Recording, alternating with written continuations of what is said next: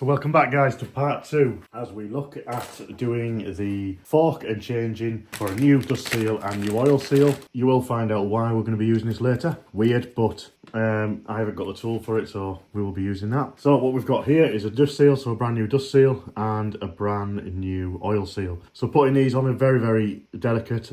Otherwise, if you do rush with this and just yank it onto there, you will create an issue where you'll get some oil leaks. So they're the 2 new pairs. What we're going to do first is we're going to remove the rest of this stuff on here, which we did in part 1. So if you haven't seen how we took this apart, you need to go back into the video on how we took this to bits. So I'm just going to quickly unscrew all these parts, and we're going to start by taking off some of these bushings. I'm just going to grab a screwdriver and look for the entrance here. Quickly peel that like that and slides off. Okay, and again, if you want to know how these went back on, it's best to put them in order. So put one here, next one, washer on, and then what you have is the old washer, the old oil seal, sorry, which goes on there, and we've got the old dust seal. So what I'm going to do first is I'm just going to quickly clean up all this end to make sure that it's fully cleaned, and I'm going to stick some oil back on it just so it all runs back on there nicely. So I'll be back in a second. Okay, so now that we're all clean, I'm just going to chuck on some gloves as we start to use a bit of oil to get this stuff back on. And first thing we're going to do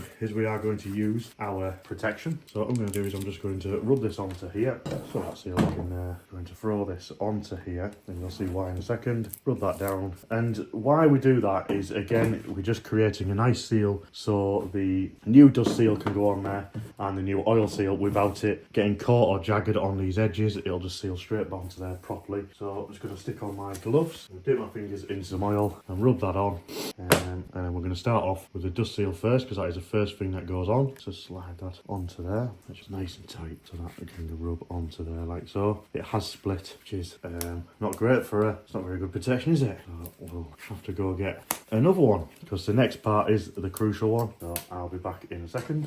It's always fun asking for one of these. So let's go then, let's get started again. Let's get this back on so we can get on the oil seal next. Hopefully last a bit longer this time. It's enough to get these last couple of seals on. And again, just rubbing oil on there so we can get this seal on. And there we go, it just slides on there nice and easily, which is great and exactly what we wanted. Off, and we're on, and then we can get on our seal. So this just stops again the oil seal from whacking onto the metal. Get on the next one, and then we can slide on the final one, which just slides back into that groove. We can see there and there. So seals are back on. Next thing we're going to be sticking back in is the sleeve. So do is grab the sleeve that we're sticking back on, and again we're just going to give this a bit of a clean out. So a little bit of a clean, and if you look into these you will see that there is a couple of bits that run this. So there is a slight groove in here is where your clip is going to be wanting to sit. So we're just going to be just airing out there, because your dust seal is going to sit in there. So you'll want to get your oil seal sat in there, and then there'll be a clip to go into there so it clips into place to stop it from releasing itself again. So what we're going to do is we are just going to place this on here, and as you can see there, it's creating the oil seal that needs to connect it into here.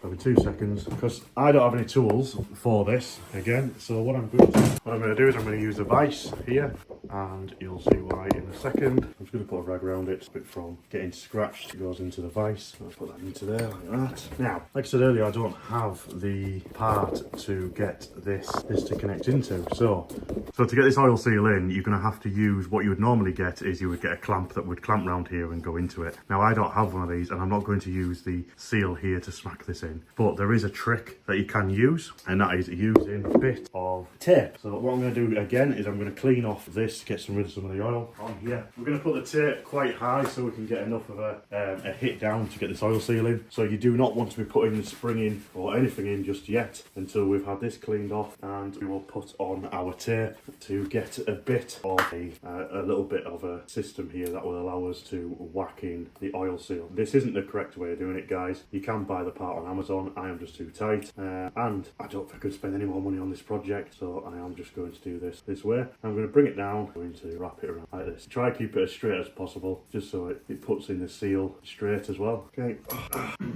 to put the oil seal in. What I have done is I will be creating my own kind of tapper, which will tap this into place for me. So what I'm going to do is first I'm going to oil that up so it's got a bit of oil in it, fits it nicely. And then what I'm going to do is I am going to create my own tapper here. So I'm just going to wipe this off, and then to get this nice and straight as possible, you just want to make sure you try get this in, because when it's whacking in this seal, you want to make sure that this is as straight as you can get it by doing this. And then what we're going to have to do is we're going to have to use quite a lot of this to get that seal to where we want it, because if you don't put enough on, it'll just trap in the seal and it won't work. So we're going to have to use a lot of tape here. Again, you can just get the part on Amazon, but I think it's great to also show some other ways to do it without having to buy a tool for everything. I can show you now the tool is a lot easier than what I have. So I'll put that into place now, get it as flush as I can, make sure that's locked up, and then we're just going to create our own whacker. Oh, nearly.